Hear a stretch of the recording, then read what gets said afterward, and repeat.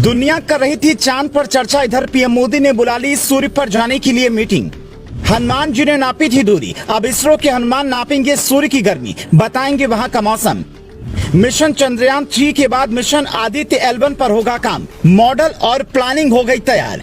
पूरी दुनिया चांद की चर्चा कर रही है, हर कोई चंद्रयान 3 की सफलता पर बात कर रहा है, लेकिन पीएम मोदी उससे भी एक कदम आगे सूर्य पर पहुंचने की चर्चा कर रही हैं। ब्रिक्स समिट में हिस्सा लेने विदेश जाने से पहले उन्होंने मिशन आदित्य L1 को लेकर वैज्ञानिकों से बातचीत की और कहा कि हमें चांद के बाद सूर्य पर भी अपना झंडा बुलंद करना है।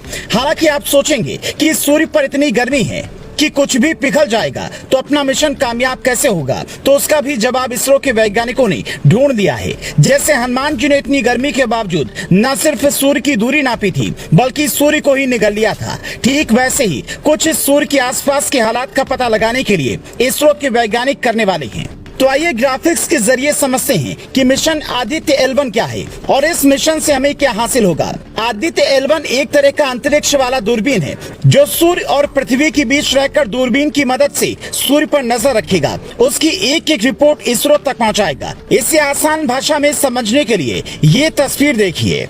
यह है पृथ्वी और यह है सूर्य। पृथ्वी से सूर्य की दूरी करीब 15 करोड़ किलोमीटर है। सूर्य की सतह का तापमान 57,000 डिग्री सेल्सियस है। यहाँ 50 डिग्री सेल्सियस में हमारे पसीने छूट जाते हैं, तो सोचिए सूर्य की सतह पर कैसी गर्मी होगी। सूर्य पर सब कुछ पिघलने वाली स्थिति है, इसीलिए इसरो के वैज्ञानिकों ने सूर्य पर पहुंचने की बजाय एक अलग आइडिया लगाया है।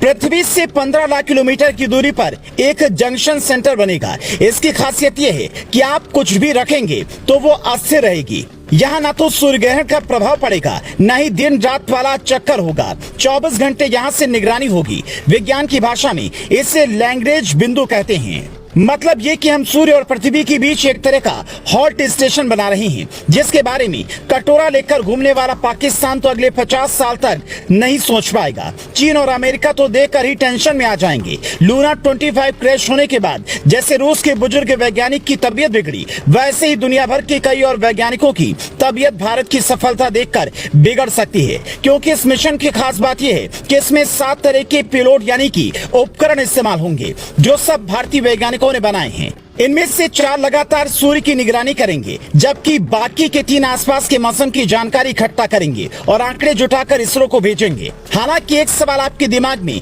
और भी आ रहा होगा कि पृथ्वी की कक्षा में सैटेलाइट रखकर तो हम सूर्य पर नजर रख ही सकते हैं, तो फिर ये अंतरिक्ष वेधशाला या फिर इस तरह का सेंटर बनाने में हजारों करोड़ रुपए खर्च करने की क्या जरूरत है।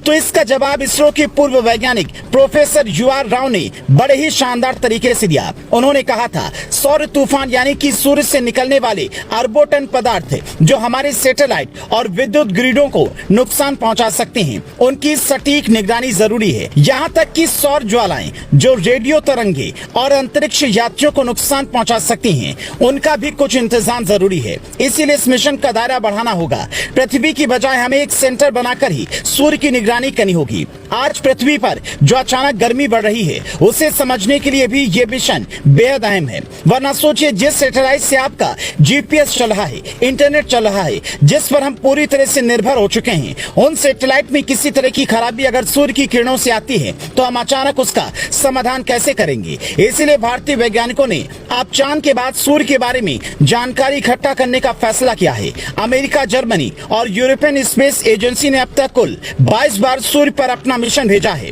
ज्यादातर बार नासा ने इसे लॉन्च किया, जिनका मकसद सूर्य के आसपास की हवाओं का सैंपल लेना है। लेकिन इस बार भारत उन सब से भी आगे बढ़कर कुछ नया करने की तैयारी में है, जिसके लिए हमें वैज्ञानिकों का हौसला अभी से ही बढ़ाना चाहिए।